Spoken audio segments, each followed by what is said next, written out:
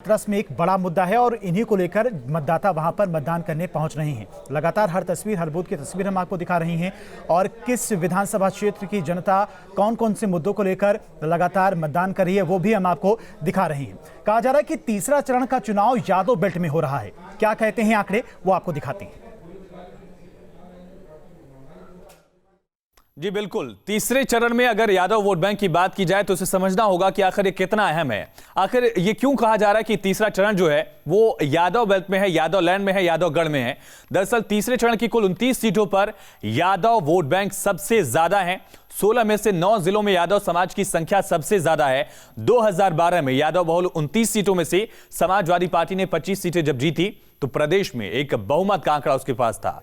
2017 में उन्हीं 29 सीटों में से सिर्फ 6 सीटों तक समाजवादी पार्टी सिमट गई थी। यह अब तक का समाजवादी पार्टी का इस इलाके में सबसे खराब प्रदर्शन भी था। अखिलेश यादव चेहरा था, उनके उस प्रदर्शन को लेकर सवाल भी उठा था। वहीं 29 में से करीब 23 सीटें बीजेपी को इस यादव लैंड में मिली थी और यही आंकड़ा दोहराने या फिर इससे आगे बढ़ने की चुनौती 2022 के चुनाव में बीजेपी के सामने है। इस लिहाज से भी समझना होगा क्योंकि मुलायम सिंह यादव की कर्मभूमि रही थी, संगठन का जिम्मा शिवपाल यादव के पास था और उस यादव लैंड में समाजवादी पार्टी का जो प्रदर्शन 6 सीटों तक जब सिमट गया तो कई सारे सवाल उठे। लेकिन दूसरा पहलू उसका यह भी था कि शिवपाल सिंह यादव और अखिलेश यादव के बीच जो झगड़ा हुआ था 2017 चुनाव से पहले, उसका नतीजा जो है आप इन आंकड़ों में भी समझ सकते हैं कि आखिर नुकसान समाजवादी पार्टी को किस तरह से मिला था। इस बार भी बीजेपी ने कुछ उसी तरह से रणनीति साधने की कोशिश की है। उसी तरह से अगर परिवार में अलग अलग दो फाड़ रहेगा तो उसका फायदा क्या बीजेपी को मिल पाएगा, इस बार यह देखना होगा। हरिओम यादव मुलायम सिंह यादव के रिश्तेदार हैं, बीजेपी में आ चुके हैं। करा दो, लेकिन कंपटीशन है अब वो 10 मार्च को। सर 3 चरण किसके कर्मी निकली है सर? किसके? आप इधर खड़े हो। यादव।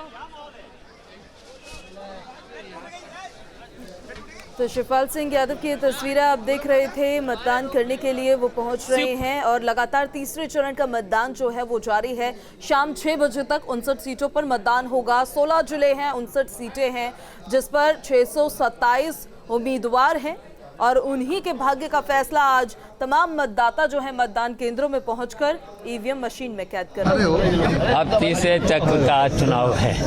अब तीसरे चक्र ने स्पष्ट कर दिया है कि अखिलेश यादव 2022 में मुख्यमंत्री बनेंगे, इसे कोई रोक नहीं सकता है और प्रचंड बहुमत से सरकार बनाएंगे और लगभग 300 सीटें पार करेंगे। करहल का कंपटीशन आप कैसे देख रहे हैं? देखिए, करहल में और जसवंत नगर में दोनों जगह से कम 1 लाख हम लोग पार करेंगे।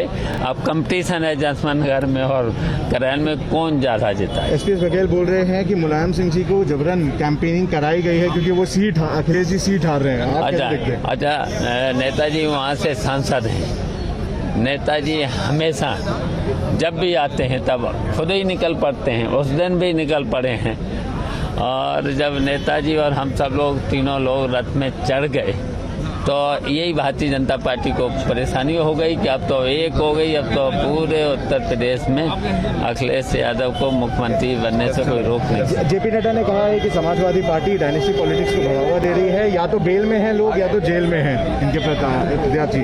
देखिए, भारतीय जनता पार्टी के लोग झूठ बोलते हैं और न तो विकास किया है इन्होंने, न तो वादे पूरे किए हैं, उत्तर प्रदेश को बर्बाद किया है। तो तीसरे चरण का मतदान लगातार जारी है और हमारी महा कवरेज भी एक अपील, घर से बाहर निकलिए, वोट करिए, अपने मताधिकार का उपयोग करिए।